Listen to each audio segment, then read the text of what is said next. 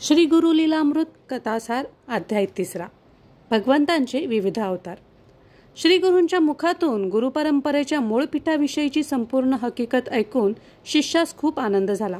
तो म्हणाला, गुरुवर्य, आपणाकडून दत्तात्रेयांच्या उत्पत्तीची कथा ऐकून मी धन्य झालो आहे. माझ्या मनात भगवंतांचे अवतार चरित्र जाणून घेण्याची जिज्ञासा निर्माण झाली आहे. तरी त्याविषयी काही सांगावे. शिष्याची उत्कंठा जाणून श्री गुरु प्रसन्न झाले. ते म्हणाले, हे शिष्या, ईश्वराचे अवतार चरित्र परम पवित्र आणि अत्यंत रहस्यमय आहे. कोणालाही त्याचा थांग लागत नाही. पण जे कोणी भावभक्तीने त्याचे श्रवण करतात त्यांना धन, धान्य, संतती, संपत्ती आदी सर्व सुखे प्राप्त होतात. त्यांना धर्म, अर्थ, काम आणि मोक्ष हे चारी पुरुषार्थ साध्य होतात. त्यांचे इह परत्र कल्याण होते.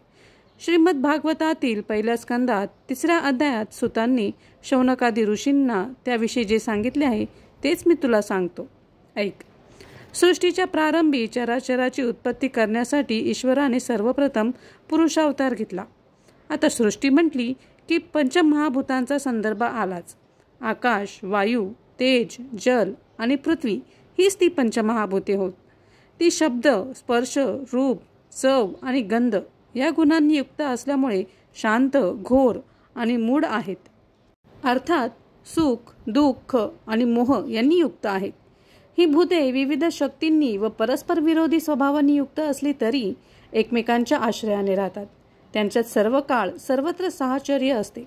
पण ते भूते परस्पर संयुक्त होऊन पूर्णतः एकरूप झाल्याशिवाय सृष्टीची रचना होऊ शकत नाही. म्हणून भगवान विष्णूंना त्या ठिकाणी स्वतः अधिष्ठित व्हावे लागले. पुरुषावतार म्हणतात तो हाच. ऋषीमुनी त्या आदिपुरुषाचे ज्ञानदृष्टीने अवलोकन करतात. त्याला असंख्य मुखे आहेत, असंख्य डोळे आहेत, असंख्य हात, पाय, नाके व कान आहेत. याच आदी नारायणाच्या नाभी कमलातून ब्रह्मदेव उत्पन्न झाला. ब्रह्मदेवाने दक्ष, मरीची, अत्री, भृगु आदी 7 मानसपुत्र निर्माण केले. ते सृष्टी उत्पत्तीत आपापली भूमिका निभावू लागले. त्यांनी देव, मनुष्य, पशु, पक्षी इत्यादिकांची निर्मिती केली. त्याच आदिनारायणाने जगाच्या कल्याणासाठी पुढे अनेक अवतार घेतले. सनतकुमार हा त्याचा ब्राह्मण रूपी पहिला अवतार. त्यात त्याने नैष्टिक ब्रह्मचर्याचे निरंतर आचरण केले. हिरण्याक्ष नावाच्या दैत्याने पृथ्वीला पाताळात नेली तेव्हा याच नारायणाने त्याचा नाश करून वराह रूपाने पृथ्वीचा उद्धार केला. पुढे ऋषीवंशानंतर त्याने नारद नावाने 3रा अवतार घेऊन पंचरात्रागम नामक तंत्र सविस्तर कथन केले. त्या वैष्णव तंत्र मार्गाने निष्काम कर्म केले असता मुमुक्षूंना परमपद प्राप्त होते. 4थ्या अवतारात आदिनारायणाने नरनारायण अशी 2 ऋषी स्वरूपे धारण करून चित्त शांत करणाऱ्या तपश्चर्या मार्गाचे प्रत्यक्ष आचरण करून दाखवले. त्यापुढील 5व्या कपिल अवतारात त्याने सांख्यशास्त्र सांगितले. त्यात तत्वसमुदायाचे यथार्थ विवरण आहे. याच कपिल महामुनीला सिद्धांचा ईश्वर म्हणतात. श्री गुरु दत्तात्रेय हा त्याचा 6वा अवतार. दत्तप्रभू म्हणजे ऋषी, मुनी, योगी इत्यादिकांचे अक्षय आश्रयस्थान. त्यांची महानता वर्णव्यास कोण समर्थ आहे. अद्वितीय योगाधीश्वर असणाऱ्या श्री दत्तप्रभूंनी यदू, सहस्त्रार्जुन इत्यादिकास आत्मविद्येचा बोध करून त्यांना मोक्षपदी बसवून कृतकृत्य केले. त्यानंतर आदिनारायणाने रुची नामक प्रजापतीच्या आकृती नामक पत्नीच्या पोटी यज्ञ नावाने 7वा अवतार घेतला. त्यावेळी त्याने याम नामक म्हणून स्वतःच्या सामर्थ्याने सर्व देवगणांसह स्वयंभुव मन्वंतरांचे संरक्षण केले. पुढे नाभिराजा व मेरुदेवी या दंपतीच्या पोटी त्याने ऋषभ नावाने 8वा अवतार घेऊन परमहंस योग्यांच्या मार्गाचे स्वतः आचरण केले. त्यावेळी त्याने गृहस्थादी सर्व आश्रमातील लोकांना सहज आचरण करता येईल, त्यांना धैर्य प्राप्त होईल अशा सुयोग्य उपासना मार्गाचा उपदेश केला. पूर्वी वेन नावाचा राजा ऋषी शापाने मरण पावला. तेव्हा प्रजामध्ये अराजक माजले. लोक भय दुःखाने पोळून आक्रोश करू लागले. तेव्हा सर्व ऋषींनी जगदीश्वराची प्रार्थना भाकली. त्यावेळी काळाची गरज ओळखून नारायणाने पृथु नामक 9वा अवतार घेऊन पृथ्वीवरील प्रजेचे रक्षण केले. चाशुक्ष मन्वंतरात त्याने मत्स्यरूप धारण करून सत्यव्रत राजाचे संरक्षण केले. हाच 10वा अवतार होय. तोच राजा सत्यव्रत पुढे वैवस्वत मनु झाला. हाच अवतारात भगवंताने दुष्ट दानवांचा नाश करून जगाच्या हितासाठी स्वलीलेने वेदांचा उद्धार केला. अमृत प्राप्तीसाठी देव आणि दैत्य समुद्रमंथन करत असताना मंदराचल पर्वत बुडू लागला. त्यावेळी नारायणाने कूर्मरूप घेऊन त्यास पाठीवर धारण केले. हा त्याचा 11वा अवतार. त्यावेळीही त्याने राक्षसांचा प्रचंड संहार करून भूभार हलका केला. धन्वंतरी हा त्याचा 12वा अवतार.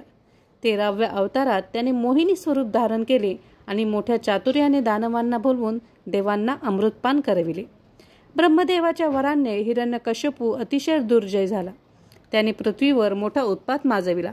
तेव्हा नारायणाने 14वा नृसिंह अवतार घेतला. ना दिवस ना रात्र अशा संधिखाली स्तंभामध्ये प्रकट होऊन त्याने त्या दुष्टाचे नखाने पारिपत्य केले आणि भक्त प्रल्हादाचे रक्षण केले. 15व्या वामन अवतारात तो अदिती कश्यपाचा पुत्र झाला. त्याने बलीच्या यज्ञस्थानी जाऊन त्रिपादभूमीची याचना केली. महादानी बलीने तिचे संकल्पपूर्वक दान करताच वामनाने त्याचे सर्वस्व हरण करून त्यास पाताळात धाडले.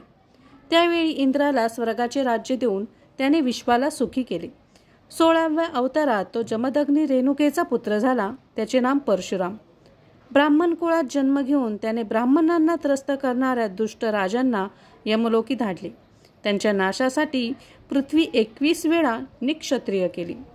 पराशर सरस्वतीच्या पोटी त्याने व्यासरूपाने 17वा अवतार घेतला. तो अत्यंत परोपकारी होता. अल्पबुद्धीच्या लोकांना ज्ञान प्राप्त व्हावे म्हणून त्याने वेदांच्या अनेक शाखा केल्या. भाष्यादिक सूत्रांची रचना केली. श्रीरामचंद्र हा त्याचा 18वा अवतार.